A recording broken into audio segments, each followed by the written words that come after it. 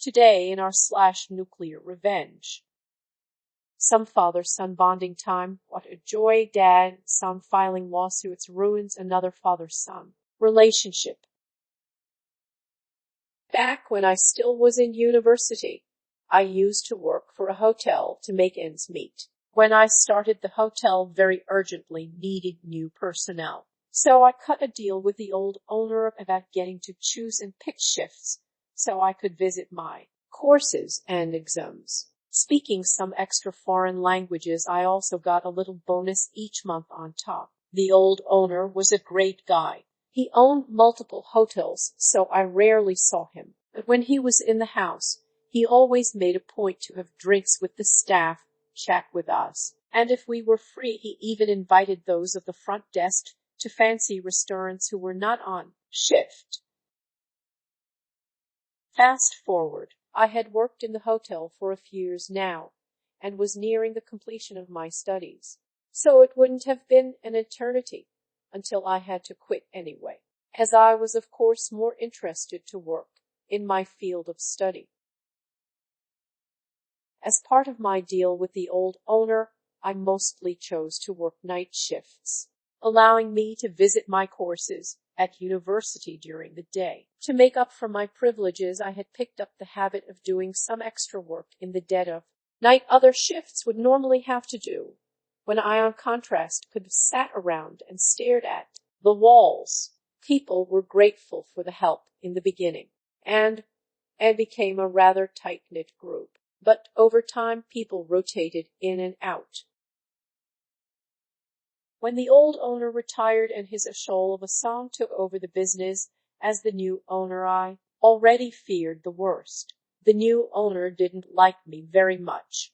I never found out the exact reason for that one. I was, at that point, nearly the sole veteran left from when I started. Among the tasks I had taken on was doing light clerical tasks to ease the manager's job in the morning.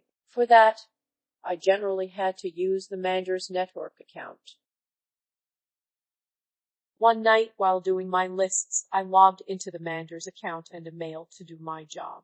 Then I saw an email with my name in the subject line. I know it is not nice to snoop, but of course, I read it. Turns out the new owner wanted to get rid of me. I still had my old employee contract with the bonuses for foreign language abilities and was allowed by my contract to pick and choose shifts. I can only assume these privileges are what made the new owner hate me. No idea if he had other reasons, because to be honest, these seemed very weak to me.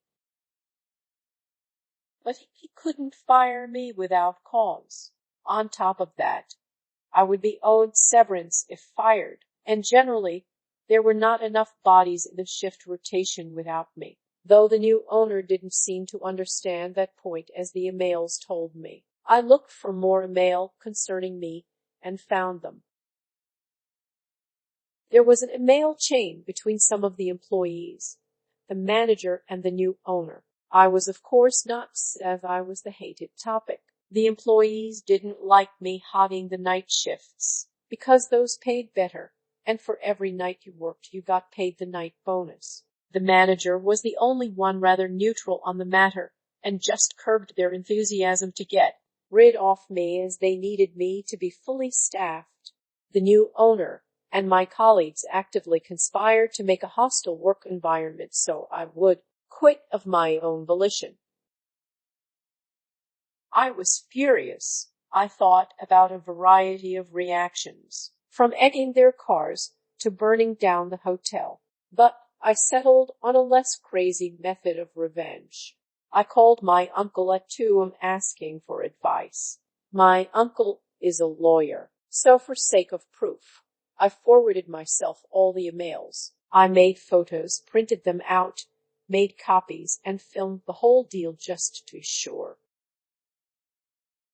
My uncle told me to sit tight and see if things got worse, or if it was just bluster. And so I gave it a few days, and things did take a turn. Snide remarks about my looks, clothing, and so on were only the tip of the iceberg. Some of the colleagues were just as professional as before, But the conspirators always left extra work for me or pound of shit duties they normally had to do on me. I always kept a spare shirt and suit at work, just to have a change, which suddenly disappeared. One guy even started to threaten me with violence, but I kept clenching my butt cheeks. I would not give them the satisfaction of saving on the severance or giving in. I am a big boy after all. I did, however, stop doing any extra work I was not obligated to do, which, in the end, was the reason they used to fire me. They still had to pay me severance. The next day, my uncle, with bundled proof of the email and all documented harassment by my colleagues, served the hotel my lawsuit. It started with wrongful termination and ended with harassment.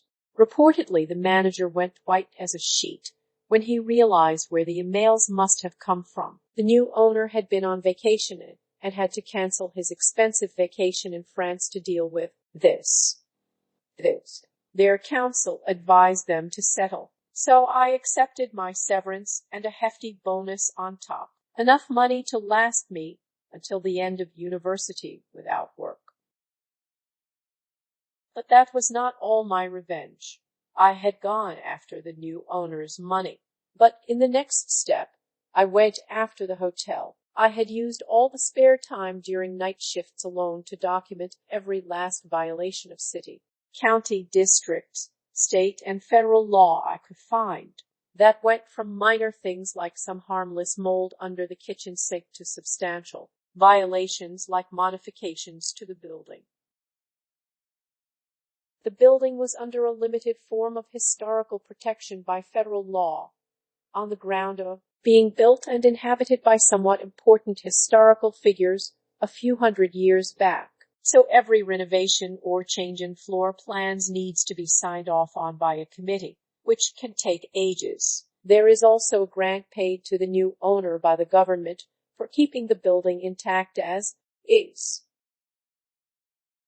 So with my uncle's help, I sent documentation of every violation I could find to the corresponding agency. In 1 month, everything from health, building code, fire safety to the finance and work police crawled over the hotel. In the end, it was the building and fire inspectors that shut the place down. The new owner had done substantial renovations to the top floor luxury apartments which he used when he was in town.